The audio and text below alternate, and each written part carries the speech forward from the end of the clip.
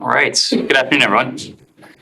Happy Tuesday. One item at the top, and I'll take your questions. Secretary Blinken and Japanese Foreign Minister Hayashi convened this morning a meeting of G7 foreign ministers, Ukraine's foreign minister, key European partners, and multilateral institutions to reaffirm our collective support for Ukraine and its energy sector, which remains under a brutal assault by Russia's missile and drone strikes. Since October, the Department of State has been leading efforts with the rotating G7 presidency to coordinate and accelerate the delivery of critical energy infrastructure equipment from our allies and partners to Ukraine. This group of foreign ministers last met November 29th of last year on the margins of the NATO ministerial, where the secretary announced over $53 million in U.S. emergency support for Ukraine's electricity grid. Since then, the United States has delivered 2 plane loads of critical equipment, with another delivery scheduled soon. Further efforts include procuring high voltage auto transformers and industrial scale mobile gas turbine generators to support essential public services. In today's meeting, the Secretary highlighted the newest $125 million package we announced on January 18th, which will also be used to procure auto transformers and other priority grid equipment. Since the start of the war, the United States has provided $270 million in assistance to help repair, maintain, and strengthen Ukraine's power sector in the face of continued attacks. The Secretary applauded the tremendous efforts by our allies and partners to coordinate complicated logistics, procurement, and delivery of critical equipment to help Ukraine repair its electricity system and maintain energy sector resilience. The group also condemned Russia's continuing brutal attacks against Ukrainian energy infrastructure and its cruel consequences for Ukrainian civilians. The Secretary and partners also emphasized the importance of continuing to provide air defense systems, which have helped Ukraine defend effectively against that attack. The group reinforced its commitment to stand with Ukraine as long as it takes and discussed the importance of this G7 plus coordination mechanism beyond emergency response, to include long-term reconstruction towards a modern, distributed, clean, and efficient Ukrainian energy system fully integrated with Europe. The Secretary committed to continuing State Department leadership in partnership with Japan to convene and coordinate the G7 plus group at the leadership and working levels going forward. With that, happy to take your questions. Right. Thanks, Ned. Sorry, I missed the very top. I'm assuming you didn't mention anything about tanks in your. I do not believe the word tank was in my top. Okay, well then let me do it now. So it appears that you guys are ready to sign off or approve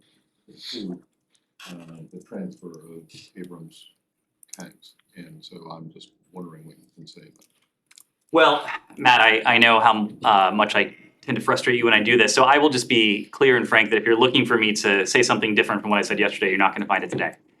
What I can tell you is that this is a conversation that we are regularly engaged in with our Ukrainian partners. We in turn have conversations with our European partners, other allies and partners, some 50 around the world, who are providing much needed security assistance to Ukraine. I know there's been a lot of focus on one particular capability over the past few days. There was an extended discussion of it yesterday, but I also think it's important in the context of that discussion that we not lose sight of the forest for the trees.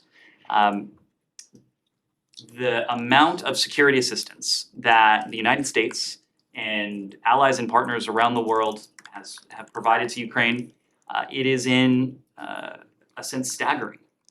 Not only the sheer amount and measured in dollars, but the capabilities that we have provided as well. Capabilities that match Ukraine's needs, match the timing of those needs, and in some cases have put us in a position to provide our Ukrainian partners with new capabilities or capabilities that they previously did not have. When it comes to tanks, these are capabilities that the United States has helped provide our Ukrainian partners over the course of many months now. We've worked with European partners to source and ultimately to provide former Soviet-made tanks, former tanks that were produced by the Russian Federation itself, to provide tanks as well, not to mention the Bradley fighting vehicle, the armored vehicles that the United States and many of our allies, including Germany, have in the past provided. We're not going to get ahead of any potential announcement from other allies, other partners. We're not going to preview anything else we may have to say, but needless to say, this is an ongoing conversation, and it is a conversation that allows us to be responsive to the needs of our Ukrainian partners. But it is correct, is it not, that you would like to see Germany in particular, give tanks to Ukraine, either itself or by giving the okay for Poland to send these Leopard tanks to Ukraine. Is that not correct? Matt, you've heard me say this enough that I think you have a sense. We are not prescriptive in I'm not terms of saying that. in terms I'm of just, in terms of what other allies and partners should provide. This is a sovereign decision on the part yes. of every sovereign Yeah, but government you would like around the to, world. right? We would like to see countries around the world step up, and in some cases continue to step up, to provide our Ukrainian partners with what they need. In some cases, that's providing them with replenishments of capabilities that our Ukrainian partners have had, whether they've long had it or whether it is a more recent addition to their arsenal. Or in some cases, we've been in a position to provide new capabilities. Then I'll This take- is a sovereign decision for I'll each. take a last stab at government. it then. Would you be willing to do what the Germans would like you to do in order for the Germans then to send additional material to Ukraine? These are conversations that we're having with the Ukrainians, that we're having with the Germans. We will leave private conversations, diplomatic conversations to those channels. What matters most to us is that we continue to maintain the level of coordination, the level of consultation with Ukraine, and in turn with our allies and partners around the world that has enabled us to provide our Ukrainian partners with billions of dollars worth of equipment that they need, when they need it, to take on the threat that they're facing at that very moment. Daphne. On the question of tanks, do you believe that the choice of what US heavy weapons to send to Ukraine is a diplomatic issue or one that's best left to the US military? This is a conversation that not only do we have with our Ukrainian partners, with our allies and partners, but it's a conversation that we have with other departments and agencies in this government. Now, of course, when it comes to military know-how, tactical battlefield knowledge, no one is going to have more of that than the Department of Defense. It is the Department of Defense that, especially when it comes to the USAI program, the Ukraine Security Assistance Initiative, is sourcing much of this. So this is a conversation where they bring that expertise and knowledge to bear. But there are diplomatic elements to this. We have relations with senior Ukrainian officials through political channels, whether that's the Secretary's frequent engagements with the foreign minister, others in this building, working with the Ministry of Foreign Affairs, with the Office of the President. So we take all of those conversations that we're having with Ukraine, that we're having with allies and partners, and share that, of course, with colleagues across the executive branch to arrive at what we're in a position to provide and how we can provide it. But on the, are you done? I was gonna ask about Ukraine corruption, but didn't finish on Is tanks. the same topic before we move on? On the Leopard, because we're a little bit confused. I think Der Spiegel said that Germany will provide Leopard to Ukraine. I've seen various reports of this, all citing anonymous German officials. I will let our German allies speak to any announcements that they are prepared to make when they're prepared to make it. And also Bloomberg reported that they are going to announce tomorrow that they are allowing Poland to send in Leopard tanks. Again, all of the reports I've seen, feel free to correct me, point to anonymous sources and not German leaders who would need to be in a position to make any such announcement themselves. Anything else on this? No problem. Yes. Okay, Alex. No new comments since yesterday doesn't mean no progress since yesterday, right? Just trying to- I commend you for how you've gone about the question. It's fair to say that we're always discussing these issues with allies and partners. Just because we're in the same public place doesn't necessarily mean that we haven't made progress on any given issue. I'm not speaking particularly to this issue, but across the board. Okay, you know that Poland officially requested already from Germany. You welcome Poland's step that Poland has taken, or What is your position on that? Apologize. Our position is that this is a question for our German allies, for our Polish allies, just as when allies request permission from the United States to re-export US origin material, that's a question for us and them. This is a question for, in this case, our German allies and our Polish allies. Yes. Yes, your White House colleague just told us that she cited the officials just told us that the tanks have never been off the table. That's fair. We have not taken capabilities off the table. Again, this is a conversation based on what our Ukrainian partners need, when they need it, where they need it. Yes, yeah. New York Times earlier reported a story that Ukraine has suspended 10 of its military officials for some sort of corruption.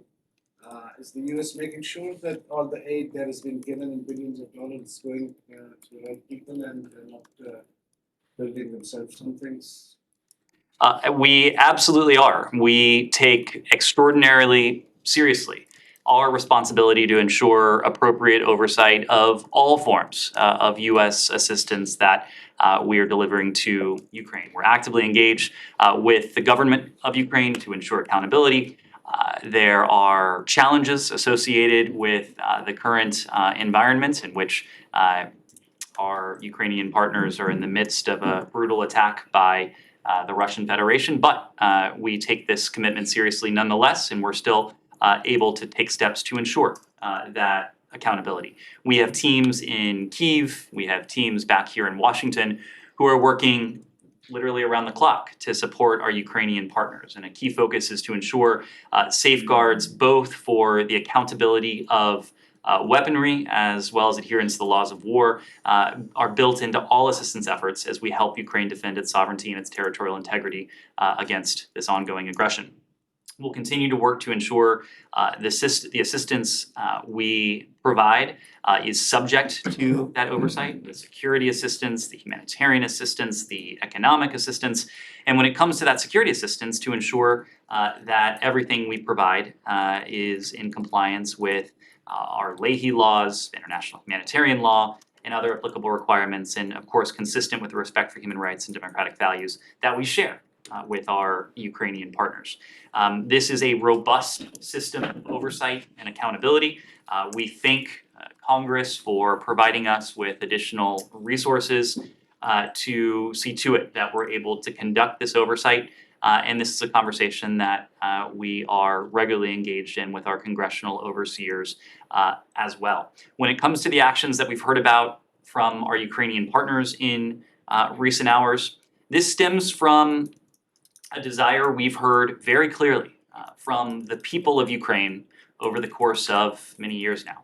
Going back to 2014, it was certainly a key element of President Zelensky's platform when he was running for his current office in 2019. The Ukrainian people have been very clear about their desire for good governance and transparency. And in this case, we welcome quick and decisive actions by President Zelensky, as well as vigilance by Ukrainian civil society and media to counter corruption, to ensure effective monitoring and accountability of public procurement, and to hold those in positions of public trust to account when they fail to meet the obligations and the responsibilities that are entrusted to them. Just as the people of Ukraine want to see good governance, want to see anti-corruption, want to see the rule of law, we support all of these things, as well as Ukraine's commitment to transparency and accountability. And we saw an example of that in recent hours. We'll continue to stand with Ukraine as it works to implement these important anti-corruption reforms. Same topic, one question on Sure. that. Russian ambassador in DC, Anatoly Antonov, met with the new chief of the US diplomatic mission in Moscow, Lynn Tracy, here at his residence. Do you have any readout or what kind of discussions? This is not the type of a meeting that we would typically formally read out, but I can confirm that Ambassador Tracy did meet with Russian Ambassador Antonov. This was an opportunity for her to have a discussion with her counterpart here in DC. As you know, Ambassador Tracy was overwhelmingly confirmed by the Senate on a bipartisan basis late last year We expect Ambassador Tracy will be departing for the Russian Federation, where she will present her credentials in the coming days. We expect her to be in place later this month. She's currently in the process of having consultations with desks and individuals here in Washington, and in this case, she had an opportunity to have a discussion with Ambassador Antonov. Let this meeting suggest that there are like diplomatic channels are on with Russia, and you've been engaging with Russia. Obviously, the Ukraine is the most important thing to discuss with them. So,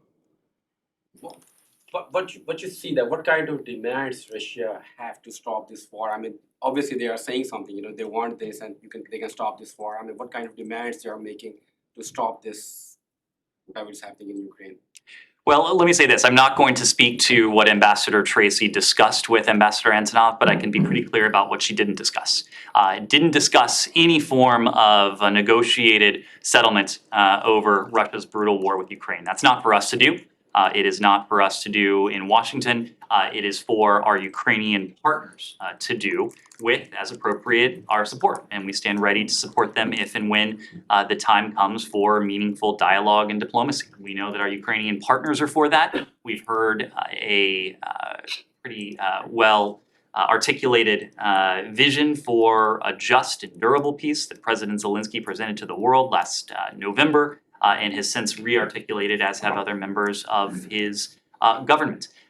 Setting that issue aside, because it's not an issue for us to discuss with Russia, we have been clear about our desire to maintain open channels of communication with Russia. We have an embassy in Moscow. It's under duress because of the pressure and the limitations that the Kremlin has imposed on it, but because I mentioned Ambassador Antonov a moment ago, the Russians have an embassy here. We have the ability to pick up a phone when that is warranted and appropriate, as Secretary Blinken has done, as Jake Sullivan, the National Security Advisor, has done, as the Secretary of Defense, the Chairman of the Joint Chiefs, and others have done. So there are open channels of communication. We use these channels to convey where we are on issues that are of the utmost priority to us. In our case, it's been on wrongfully detained American citizens.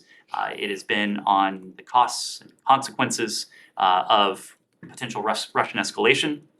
At worst, the use of a nuclear weapon, other weapons of mass destruction, but other issues that are of primary bilateral importance to the United States.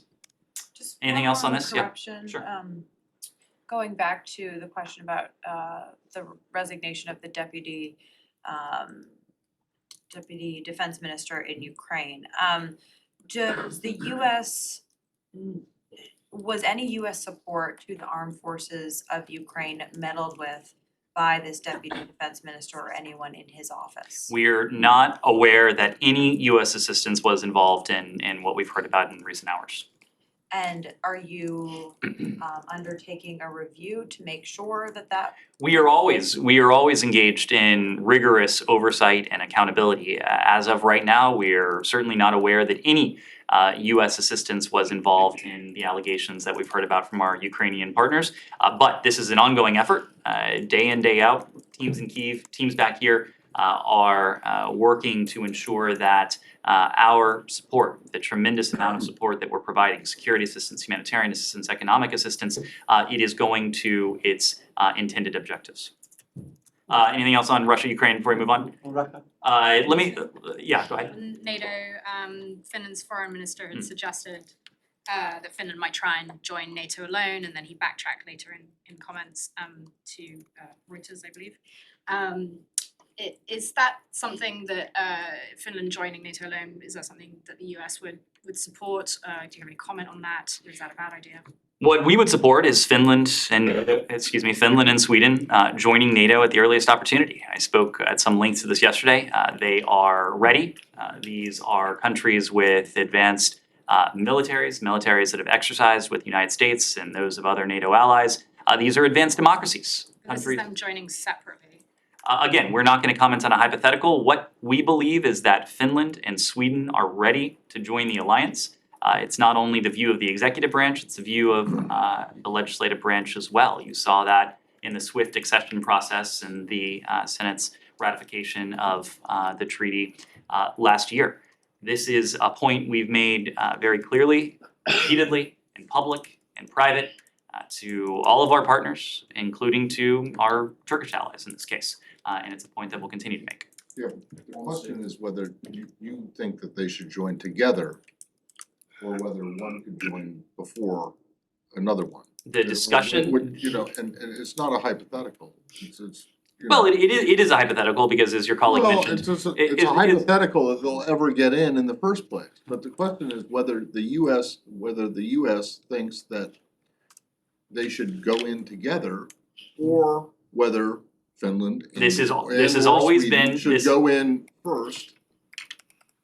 this has always been a conversation about Finland and Sweden and joining NATO. That's fine, that is it's what- precisely- that it's is- what the administration thinks that is the best, is best for the alliance, right? Is it, do you guys think that it would be better for them to join together? Or do you have no objection to the idea of Finland going first? Of course, we want to see Finland and Sweden join the alliance. This has always been a discussion about Finland and Sweden, two countries No, that is not. moving from an alliance of 28 to an alliance of 30. That's what we want to see happen, All right, yes. No, so you don't have anything to say about the idea that one It's could it's join it's just a before the question that we're not entertaining. We want to see Finland and Sweden Well, join the alliance. This has always You might been, not be entertaining it, but other people are. I'm actually not aware that they are. There was an insinuation that was quickly taken off the table. So I'm just not aware that that is a live question right now. All right, We want to so see both countries. your idea is that they will both join, your preference is that they both join together. Of course, yes. Thank you. It's on the same topic, if I may. Okay, same topic? But Turkey has indefinitely delayed the conversations, that trilateral conversations today, so are you in touch with the Turkish officials about this issue right now? I've seen statements, including statements from the Swedish Prime Minister that the latest consultations, the next rounds of consultations, I should say, haven't been canceled.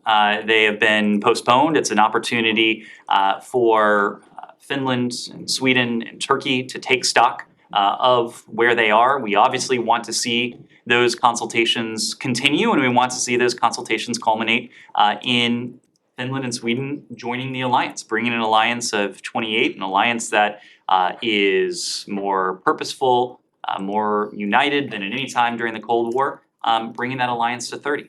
I have another question on this issue because it all started with this Quran burning thing in Sweden, in Stockholm. And you said yesterday maybe a private individual, a provocateur, might be behind this. Are you reflecting these allegations that maybe Moscow has a hand in this incident? I wasn't attempting to suggest that. What I was suggesting, and we've seen similar suggestions from our Swedish partners on this, is the fact that individuals who are taking part in these activities may in some cases not want to see Sweden join NATO, may want to disrupt the transatlantic alliance. The fact is that there are individuals who are taking advantage of the robust, established, deep-seated democratic principles that Sweden holds dear, in this case Sweden holds dear, to engage in an activity that is vile, is repugnant, is reprehensible. I'm not speaking to the motives, the particular motives at play in the latest incident, but just as you've heard from our Swedish partners, there is of course the concern that provocateurs, those who may not want to see Sweden join NATO, are engaging in some of these activities and may want to see a disruption in the transatlantic community or in the Atlantic community, the Euro-Atlantic community. Yes, still on NATO? Just Okay, one go on ahead. Sweden. So I got the trilateral memorandum that Sweden and Finland have signed with the presence of the United States President as well, Joe Biden, back in June 2022. So Article 5, I'm not going to read out the whole thing, but Thank you. Sweden commits to prevent activities of the PKK and all other terrorist organizations and their extensions, as well as activities by individuals in affiliated groups as well. So what you're looking at, coming from developments from Stockholm, that the PKK are running wild and they are sabotaging, clearly, because they're saying no to NATO.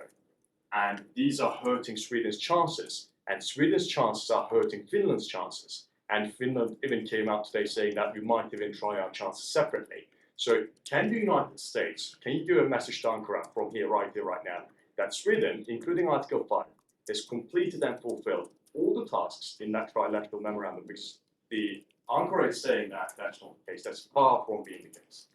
You referred to it as a trilateral memorandum. It is a trilateral memorandum. It is a trilateral memorandum between Turkey, Finland, and Sweden. These are ultimately questions that will need to be resolved between Turkey, Finland, and Sweden. We were proud to be there, present for the signing of this memorandum, but ultimately we are not a party to it. What I can say is that Finland and Sweden have already taken concrete steps to fulfill the commitments they made under the trilateral memorandum with Turkey that, as you mentioned, they signed on the margins of the NATO summit in Madrid, including substantially strengthening their bilateral cooperation with Turkey on key security concerns. But just as you've heard from our Swedish, our Finnish partners, there are ongoing discussions between Turkey, Finland, Sweden. The NATO Secretary General has at times been engaged in this as well. These are questions for those three countries. This is not a bilateral issue between the United States and Turkey or the United States and any other country. These are ultimately questions that will have to be adjudicated between those three countries. The question was because, you obviously keep saying from the podium that Sweden is ready to join NATO, because that is interpreted and translated as a statement that, okay, they've done it all, they completed all the tasks in that memorandum. Because that's why I'm saying, can you say to Ankara right here, right now, that they completed, including Article 5, that they prevented all PKK activities and they've been eradicated from the face of the earth, especially on Swedish soil? What I can point to is the concrete steps that Finland and Sweden have taken. When we say that Finland and Sweden are ready to join NATO, it's a reference to the rigorous membership requirements that apply to any aspirant country. You can take a look at the North Atlantic Charter for more information on precisely what aspirant countries must fulfill if they are deemed to be ready to join NATO. In our assessment, Finland and Sweden have fulfilled those requirements. They are ready to join NATO, but one of the great strengths of NATO is that we act as an alliance. We act by consensus, by unified consensus. And so ultimately, this is a question that Turkey will need to determine for itself when it comes to the requirements that it believes Finland and Sweden need to fulfill. We believe Finland and Sweden are ready to be members. We are supporting their candidacies. We are supporting their desire to join the world's strongest defensive alliance. Okay, anything else on NATO? Sweden? On NATO? Yeah. Okay. So, just to be clear, are you not going to try to convince Turkey to drop its objections? Because you make it seem like it's purely, trilateral issue or bilateral issue. So are you just, staying hands off? And if I may go back to the tanks issue, do you still maintain that there's the provision of German Leopards is not related or contingent on the Abrams? There's no deal between the countries on tanks. So on your first question, which was Are you going to? Oh, right, yes. You made the distinction, you said we were, asked if we were hands-off. I think there's a difference between not making this or seeking to make this a bilateral issue, because it is not a bilateral issue, versus being entirely hands-off. We've been very clear in public, we've been very clear in private about our views on the question of Finland and Sweden's candidacies for NATO membership. I've been very clear today. We believe they are ready. We believe they should be added to the world's strongest defensive alliance at the earliest possible opportunity. When it comes to the Leopards, look, this is a question for Germany. We're not going to get ahead of any potential announcements Germany might make. We are, just as I was alluding to a moment ago in the context of NATO, we seek to engage in good faith coordination, consultation, not only with Ukraine, but all of the countries that are contributing much needed security assistance to Germany to see to it that we're providing as much as we can, as swiftly as we can, and as effectively as we can. If there are steps that we can take to see to it that Ukraine acquires quantities or capabilities that it needs. We've demonstrated before that we're prepared to do that. You've seen us do this when it comes to the S-300 early on in Russia's aggression against Ukraine. We facilitated Slovakia's passage of the S-300 system to Ukraine. We in turn backfilled it.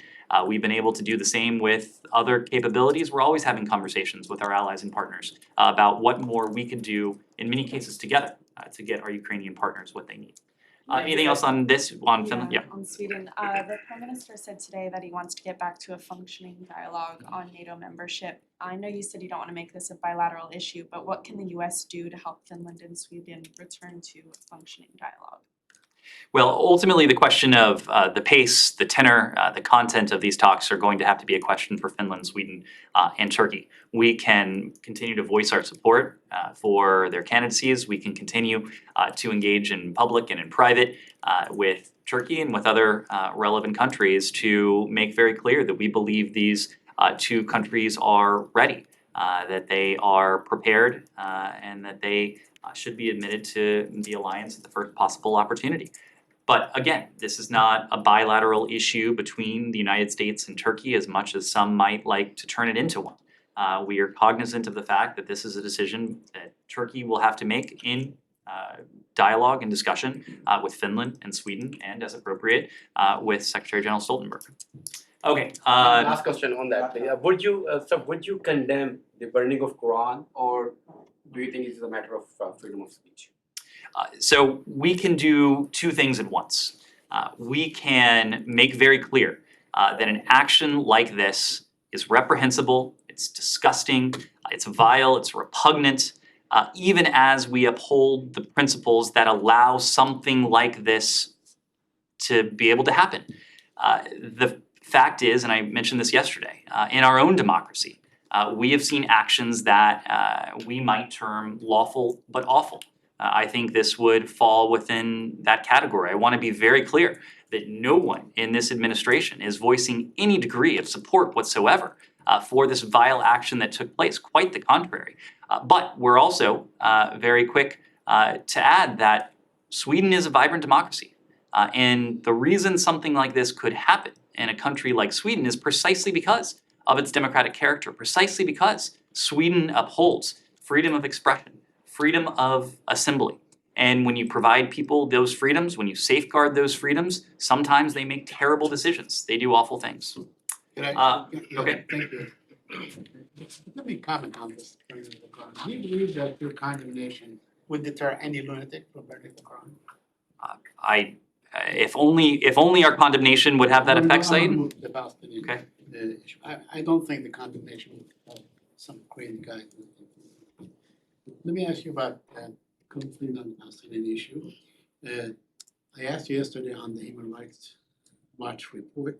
I wonder if you had a chance to take a look at it, and what did you come? I have. This report pertains to the COGAT procedures, that went into effect in October of last year. These are procedures that impact the entry, study, work, and or the residency of potentially thousands of people to and in the West Bank. As you know, Said, because we've talked about this, we reviewed the pilot procedures published by Israel's COGAT in September. We have noted the improvements in some of the regulations from the original draft that was published in February of last year. We remain concerned, however, about the adverse impact many procedures could have on Palestinian civil society, on tourism, investment, and academic and healthcare institutions, as well as on U.S. citizens and other foreign nationals by restricting and unduly burdening travel and family unification. We expect that Israeli authorities will work to ensure both enhanced transparency in the West Bank entry process and the fair treatment of all U.S. citizens and all other foreign nationals traveling to Israel and the West Bank. We, along with other stakeholders, will closely monitor and continue to engage the government of Israel on the implementation of these guidelines during the trial period. We'll continue to engage with Israel and the PA to ensure that civil society and humanitarian organizations based in the West Bank and Gaza, as well as Israel, have the space to carry out their important work. This was really at the center of the Human Rights Watch report that you mentioned. We strongly believe that respect for human rights and fundamental freedoms and a strong civil society are critically important to responsible, responsive, and democratic governance around the world. And a couple more issues on the plan in the Arab press and the Israeli press are both reporting that Israel is planning, to accelerate the demolition of Palestinian homes in Area C and in other areas. Our comments on this remains the fact that we believe it's critical for Israel and the Palestinian Authority to refrain from unilateral steps that exacerbate tensions and undercut efforts to advance a negotiated two-state solution. This includes the annexation of territory, settlement activity, and demolitions. And finally, on UNRWA. UNRWA is urging or appealing to you and to the Europeans and to the Arab donors and so on, because it's in dire need for about $1.3 billion. I know that the United States have accelerated its donation to UNRWA. Have you this year? What was your question? Are there any plans to sort of increase the fund? So you're correct. Not only have we accelerated our funding of the humanitarian needs of the Palestinian people, but we in fact resumed it under this administration as part of our early efforts to re-engage with the Palestinian Authority, but also with, importantly, the Palestinian people. UNRWA is one vehicle through which we've done that. We've provided hundreds of millions of dollars for the humanitarian needs of the Palestinian people through UNRWA, and I do expect we'll be in a position to continue to do that with additional announcements going forward. Ned, on this, do you have any comments on the Israeli-Jordanian summit? And did the US play any role to decrease the tension between the two personalities? Between the two personalities? Yeah. Between the king and the prime minister. We, of course, are aware of the visit of Prime Minister Netanyahu to Jordan. It is something that we welcome. We have spoken of our firm belief, the fact that we stand firmly for preservation of the historic status quo with respect to the holy sites in Jerusalem. And we've affirmed the Hashemite Kingdom of Jordan's special role as custodian of Muslim holy sites in Jerusalem. We've consistently underscored the need to preserve that historic status quo at Haram al-Sharif, Temple Mount, as you've heard recently from the Secretary as well. Sure. Briefly, the shootings that we've had in the United States, the Chinese Foreign Ministry today asked its citizens to exercise greater precautions in the United States because Asian Americans have been targeted or have been involved quite a bit in these shootings. Does the U.S. have any take on that, whether it's appropriate for China to be encouraging greater caution in the United States? I'm not going to weigh in on what would in effect be a consular message from the PRC Ministry of Foreign Affairs. We, of course, follow our own guidelines and protocols when it comes to the consular messages and the security alerts that we issue to our citizens around the world. And we appreciate the space that countries around the world provide for us to do so. I'm also hesitant to comment on these particular incidents. Of course, there are active law enforcement investigations to determine the motives behind the killers, the shooters, in each of these cases. So I'm just not going to wade into that. Yes, in the back. Yeah, Gita. Thank you, Ned. Special Envoy Rob Malley has said that the U.S. has been pushing China not to buy oil from Iran. Would you shed some light on that, please, and what the Chinese response may have been? Sure, Gita. So we have been clear and consistent about the need for countries around the world to enforce sanctions that are on the books and as appropriate to increase the pressure on the Iranian regime in response to its intransigence. We are regularly and robustly engaged with the day-to-day business of enforcing our sanctions, including with regular and effective communications with allies and partners about those attempting to evade our sanctions. As Iran's largest oil customer, the PRC remains a top focus for our sanctions enforcement. We regularly engage with the PRC and other countries to discourage them from taking steps vis-a-vis Iran that have the potential to undermine U.S. sanctions. We don't preview potential sanctions actions, but we continue to monitor Iran's oil exports and to engage Iran's trading partners about the possibility of exposure to U.S. sanctions. And that possibility of exposure is not just an academic question or a hypothetical. We, during the course of this administration, have levied multiple tranches of designations targeting Iran's illicit petroleum and petrochemical trade over the past year or so. Some of these have included PRC based entities or actors. In September of last year, for example, we sanctioned 2 PRC-based entities for operating crude oil storage facilities for Iranian petroleum products, and a shipping company that had transported Iranian petroleum products, along with affiliated entities in other countries. In June of last year, 2022, we sanctioned a network of Iranian petrochemical producers and front companies in the PRC, UAE, and Iran. These are just 2 examples of the accountability steps we've taken those who would seek to circumvent US and in some cases international sanctions imposed as a result of Iran's own behavior. Iran's nuclear program, Iran's destabilizing activities in the region and well beyond, it's of course clear they are not in our interest, but they are also not in the interest of the PRC or in any other country around the world. And so we think it's important that we work together, even when we have profound differences across multiple fronts, as is the case with the PRC, that we work together to see to it that sanctions are very clearly and rigorously enforced. One more question, please. Okay, since these suppressions in Iran of the demonstrators, you've been saying, everybody at the State Department has been saying that the focus is not on JCPOA, but supporting the demonstrators and those seeking their fundamental rights. Seems like Senator Ted Cruz is not accepting, is not believing you, the State Department, on this, and says that the Biden administration is obsessed with reviving the JCPOA. Any comments? I don't know how we could possibly be much clearer in terms of where we are now and, in this case, where we are not. I'll repeat it. The JCPOA has not been on the agenda for months. What has been on the agenda is our support to the brave Iranians who are taking to the streets and in doing so, expressing their universal rights. What has been on the agenda is seeking to condemn and counter Iran's provision of security assistance to Russia, security assistance that in turn has targeted civilians in Ukraine. And what has been on the agenda are efforts that we continue to undertake to see to it that our wrongfully detained citizens are released.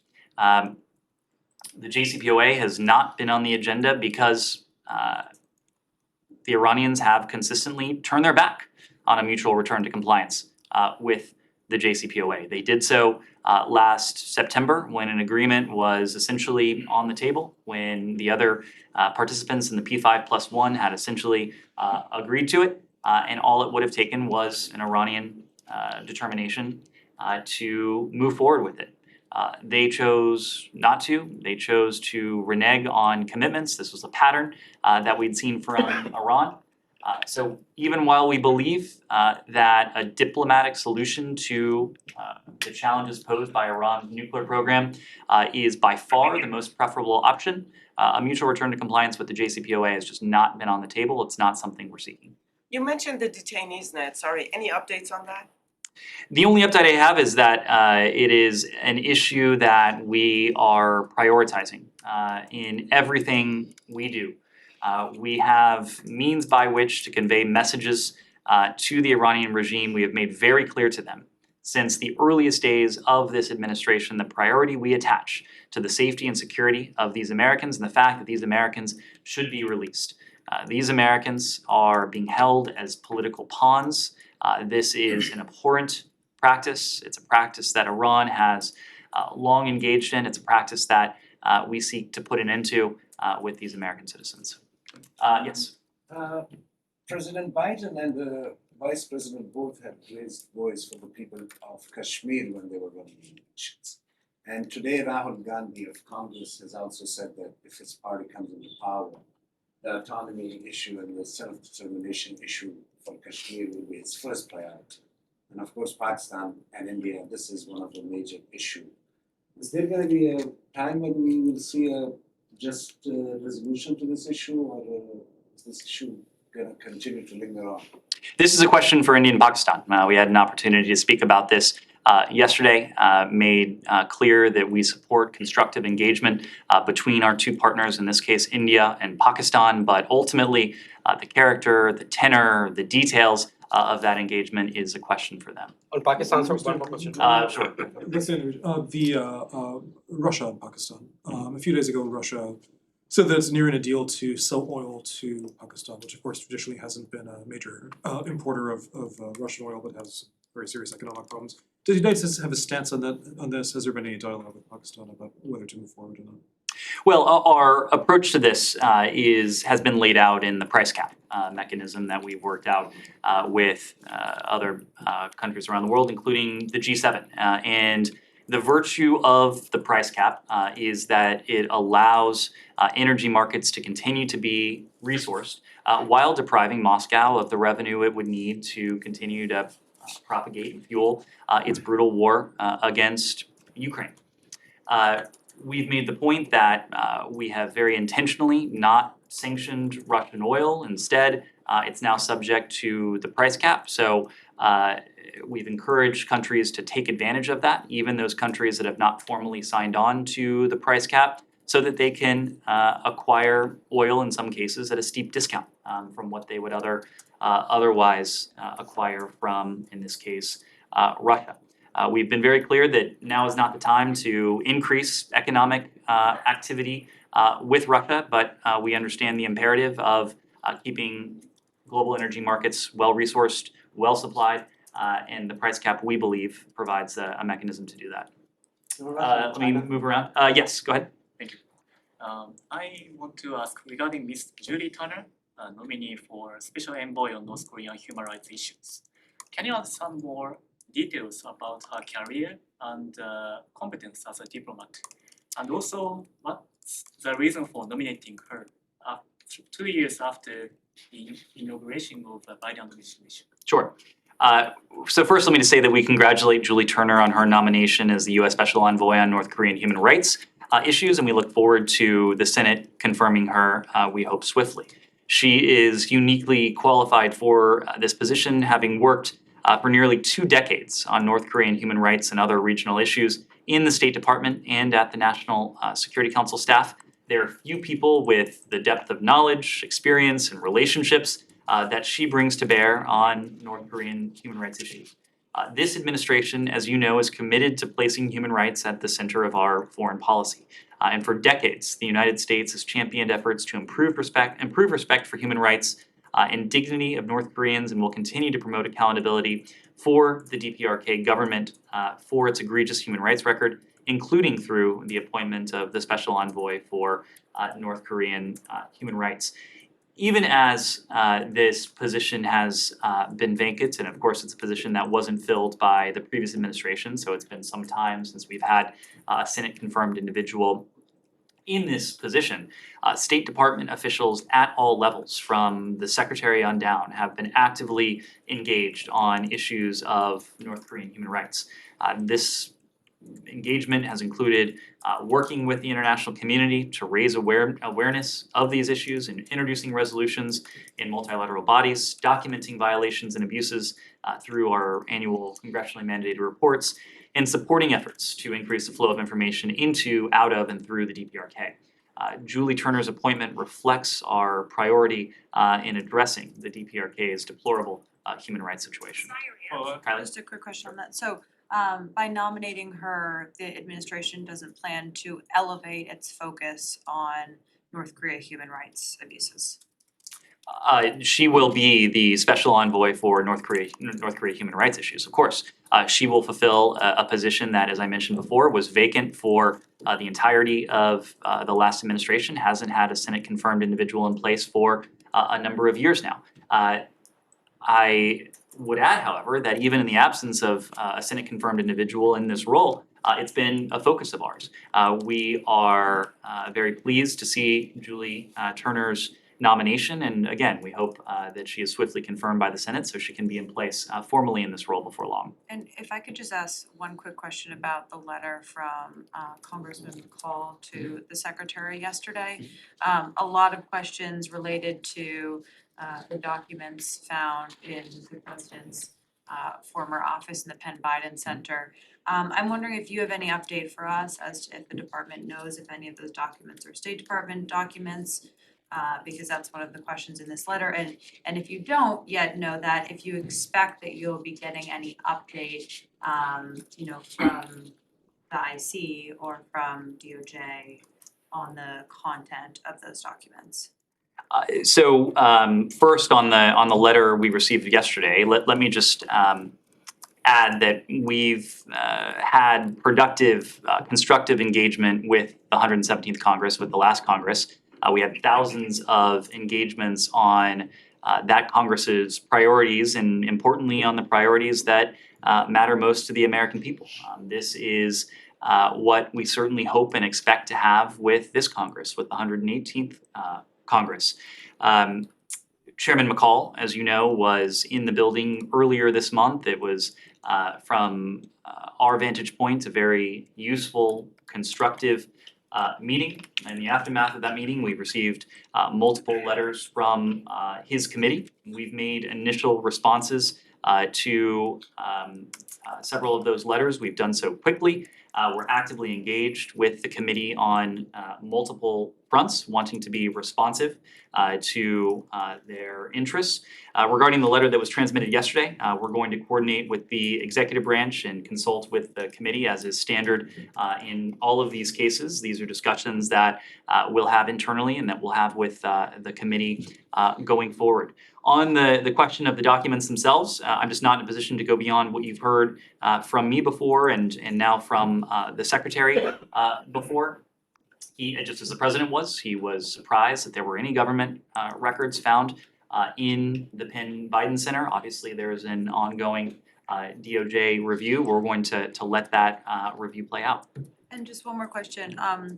There's a lot of questions in this letter. Some of them pertain to the Secretary's life before he was the Secretary of State. So is there a plan for a personal lawyer for the Secretary to be responding to some of those? And these are precisely the kinds of questions that we are going to discuss internally, and then we're also going to discuss with the committee. We're going to have those discussions before we say anything publicly on that front. Yeah, Dylan? Yes, you said twice in the last week or so that China is no longer a major source of fentanyl coming into the United States. Joe Biden, President Biden's top official working on the overdose crisis, though, said just this past weekend that it's still a major source of the components of fentanyl flowing into the United States. I know you mentioned this when you were talking about the subject, but isn't that a bit of a distinction without a difference to say, to commend China for restricting the flow of fentanyl itself when it's still, distributing all the components needed to make fentanyl was still a major source of that? I think it's a distinction that I laid out very clearly yesterday when I was last asked about this. Made the point that the PRC scheduled fentanyl and related substances as a class in 2019, but we continue to see the PRC origin precursor chemicals used in illicit fentanyl production. Don't want to discount, and in fact, I pointed out earlier this week, yesterday I believe it was, that we have a concerted focus on fentanyl at this department because it is a leading killer of Americans between the ages of 18 and 49. The Secretary is determined to see to it that we are doing everything that we can from the equities of this department to be responsive to addressing this challenge, working with countries around the world. Working with our partners in the executive branch to see to it that there's no stone unturned. And when we travel around the world, this is an issue that he routinely raises. When it comes to the PRC, of course, it's a complex, multifaceted relationship. One of those facets is the potential for deeper cooperation in some areas. We would like to see that. We would like to see greater cooperation between the United States and the PRC on fentanyl, specifically on these precursor elements that, as you alluded to, do still make their way to third countries and ultimately form the basis of so much of the fentanyl that arrives in the United States and kills our citizens. This is not a challenge that affects Americans alone, far from it. That's why it is incumbent on countries like ours, in this case the United States and the PRC, to work together where we can, and we believe we can in this case, to take on a challenge that is such a threat to our citizens and citizens of the world. This is precisely what the rest of the world, what the international community expects of the United States and the PRC, to do everything we possibly can to tackle a challenge like this. You did say yesterday also that there hasn't been much engagement on this issue in recent months, and now you're saying that it's a top priority, of course, and that the Secretary mentions it often. So does that mean that the PRC are the ones that are holding up that engagement, or the ones not engaging on the issue? I didn't intend to suggest, and I don't think I did, that there hasn't been a priority in this building. The point I made is that engagement on these issues has been limited in recent months. We're actively seeking to engage the PRC to accelerate the engagement on this particular issue with them in that bilateral relationship. Shannon? Thanks. Also on China and the allegations that the U.S. has communicated with China that state-owned companies are supporting Russia's war in Ukraine through non-lethal and economic means. The White House said today that it's not clear whether the Chinese government knows about this activity. I wanted to ask how much of the onus is on the Chinese government, that given these are state-owned companies, to monitor their activity and know what they're doing, and could they still face repercussions?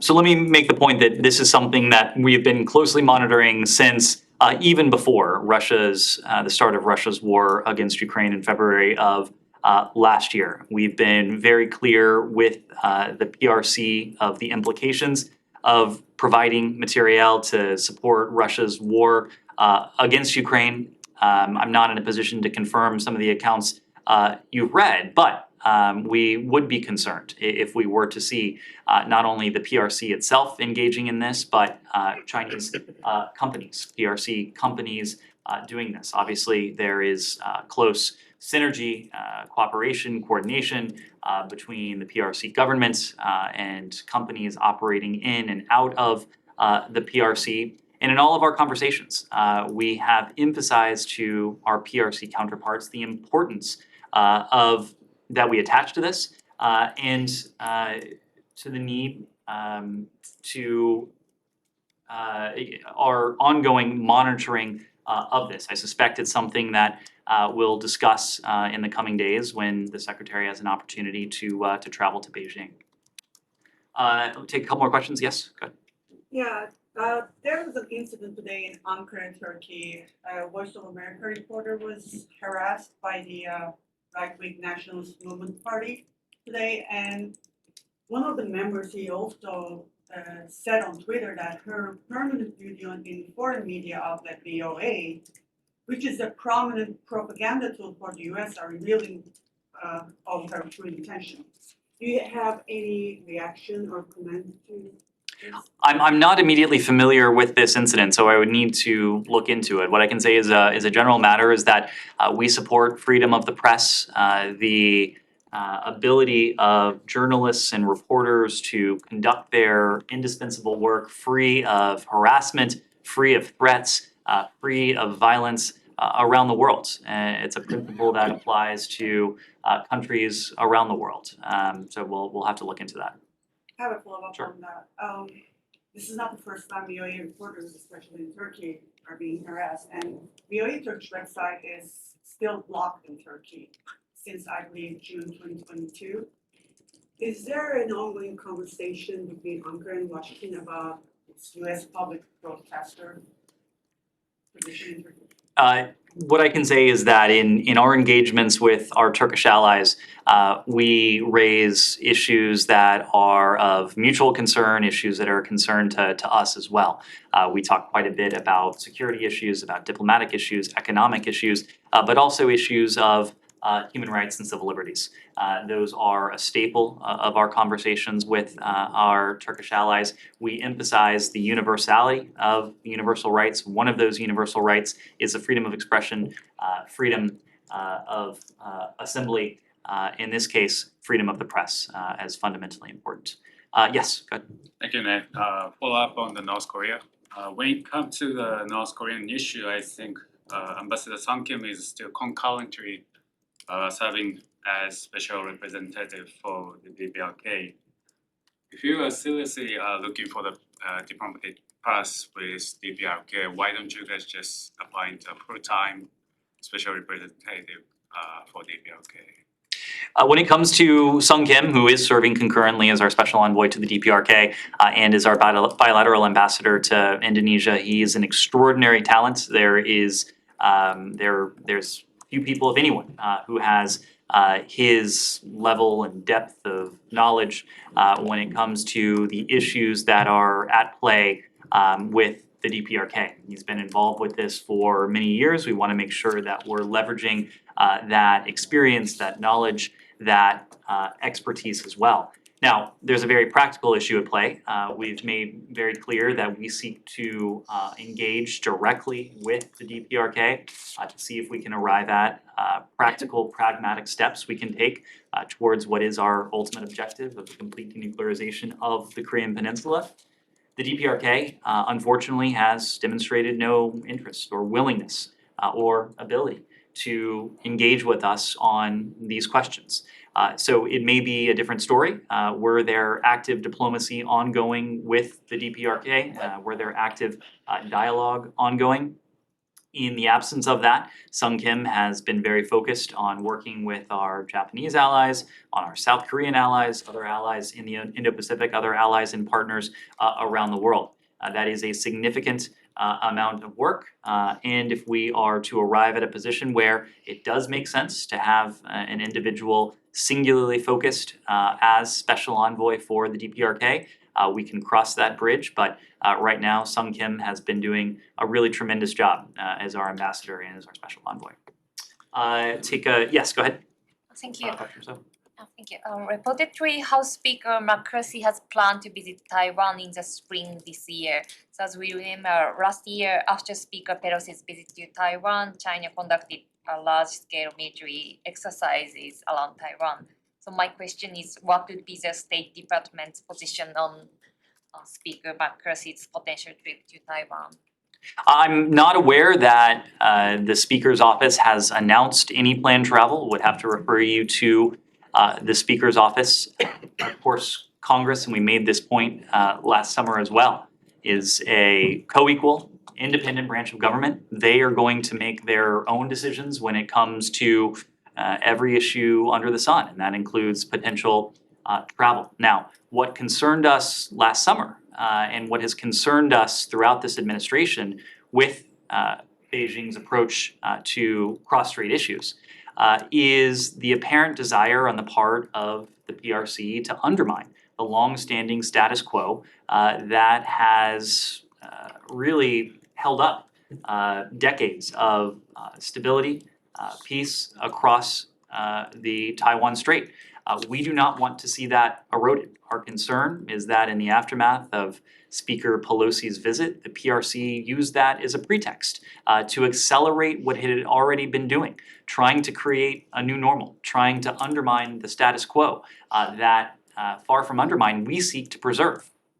That continues to be our concern going forward, just as we discuss issues of Russia's aggression against Ukraine in meeting with our PRC officials. We also discussed cross-strait issues. In all of those discussions, we emphasize the priority the international community attaches to peace and stability across the strait and to upholding rather than diluting the status quo that has really been at the crux of that. Yes. Thank you for taking my question. follow-up question to the North Korean human rights ambassador. Why was the ambassador boss appointed at this time after being vacant for 6 years? Dialogue with North Korea remained disconnected. What message does it send to North Korea? What is Well, I can't comment on those 6 years. Of course, 4 of those years were in the last administration when the position went unfilled for the entire time. What I can say is that this administration has prioritized and put human rights at the center of our foreign policy, and that includes in the context of the DPRK. Secretary Blinken, senior officials in our Bureau of East Asia and Pacific Affairs, in our Bureau of Democracy, Rights and Labor as well, have worked fervently to do everything we can to raise awareness, to work with allies and partners, to shine a spotlight on the human rights abuses that are ongoing in the DPRK. We're very pleased now that we have a nominee who will be able to do this day in, day out upon her confirmation by the Senate, and we urge the Senate to act swiftly on that. Quick. Quick follow-up on Secretary's business course during the South Caucasus. He urged Azerbaijan's Aliyev to redouble his efforts on his negotiations, and he also welcomed Putin's Prime Minister Putin's commitment. Is it your impression that the ball is on Azerbaijan's side, and in that case, may I get your reaction to actually the Secretary's take on how he envisions the process moving forward? What is his conclusion? Well, we don't go into it with a conclusion. We go into it hoping to see direct dialogue leading to a resolution of the issues that have long divided Armenia and Azerbaijan, and through that dialogue, hopefully reaching a lasting peace. We're continuing to engage in direct discussions with Armenia and Azerbaijan. We're doing that bilaterally, we're doing that with partners, we're doing that through multilateral institutions. We've had an occasion to do that trilaterally a couple times last year as well. We are going to do what is most effective to bring about a resolution to these very thorny issues. But does the Secretary have clear understanding of where the negotiation process stops at this point? We have a good sense of the state of play. We have various concerns. Let me just state on the topic of those concerns, our concerns regarding the Lachin corridor. We are concerned that the situation there is worsening. The worsening humanitarian situation in Nagorno-Karabakh has been a focus of not only the Secretary but others in this building. Ongoing obstruction of normal commercial and private travel along the Lachin corridor is causing shortage of food, fuel, and medicine for the residents who depend on the corridor for those very basic supplies. Periodic disruptions to natural gas and other basic utilities exacerbate the worsening humanitarian situation. We call for the full restoration of free movement through the corridor, including commercial and private travel. We believe we need a solution to this impasse that will ensure the safety and well-being of the population living in the area. And we believe the way forward is, as I said before, through negotiations. We remain committed to supporting a lasting peace. Yes, Julie. I need to move on, Alex. I'm sorry, I need to move on. Yes, go ahead, in the back. I wanted to go back to the meeting that was co-hosted this morning between the Secretary and Japanese Foreign Minister on the energy sector in Ukraine. There are a lot of other issues that are going on in Ukraine. There's no water. A lot of other utilities are damaged as well as the energy infrastructure. Are there plans also to include try to address some of that within the international community, within this cohort of G7 that came together this morning? So the basic answer is yes. I would add, though, that some of the challenges that you alluded to, water, for example, is a consequence of Russia's targeting of energy infrastructure. If you don't have energy, you can't purify, you can't dispense, you can't see to it that water is distributed to the civilian population that so needs it. And so really, many of the humanitarian predicaments that our Ukrainian partners face, the root of that is what Russia has sought to do to the civilian energy infrastructure. Participants today had an opportunity to hear directly from Foreign Minister Kuleba of their needs. Among the needs that he put forward was a call for additional air defense assets. Those air defense assets, of course, can protect electricity and energy infrastructure, just as they can protect other forms of critical infrastructure, including water, as you alluded to. Other participants laid out what they're in the process of providing. Secretary Blinken noted what we already had announced, the fact that we've had 2 plane loads travel to Ukraine in recent weeks, the fact that we expect additional supplies to arrive in the coming days.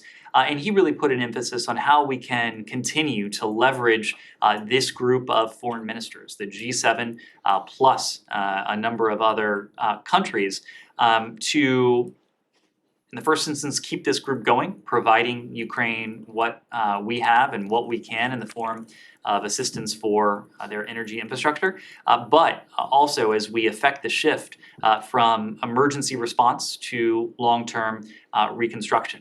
We have demonstrated an ability to help our Ukrainian partners with that emergency response. And the resilience that we've seen from our Ukrainian partners, turning the lights back on, being in a position to turn those lights back on within hours or even minutes of these deadly strikes, I think speaks to not only the Ukrainian resourcefulness, but also the determination of countries around the world to provide that. But we're also thinking about the longer term, how we can make help Ukraine's energy infrastructure to be stronger, more resilient, green, how we can see to it that it is integrated with that of Europe as well. And then can I have a follow-up also on Ukraine? The designation of the Wagner Group as its power within the military or the Russian military organization rises. Could you speak for a few minutes about or for a second, about what you think the impact of that will be? Will that be helpful, and how soon? Sure. So I will limit my comments today because we spoke to it yesterday at some length, and I expect we'll have more to say later this week. But suffice to say, we have a number of authorities that we've already levied against the Wagner Group to attempt to counter some of its nefarious activities around the world. It is a primary export of chaos, of instability, of violence. We see that in Ukraine, but we also see that in other parts of the world, including in Africa. The announcement that you heard that we would label the Wagner Group as a transnational criminal organization provides us with another tool. It will leave senior officials and employees of the Wagner Group susceptible to visa bans. For example, it will allow our law enforcement entities to work with law enforcement counterparts around the world to counter the Wagner Group's activities from that angle. But again, we are going to use every appropriate and relevant authority we have to try to counter, to try to neutralize what this group is attempting to do around the world. Thanks very much. Thank you.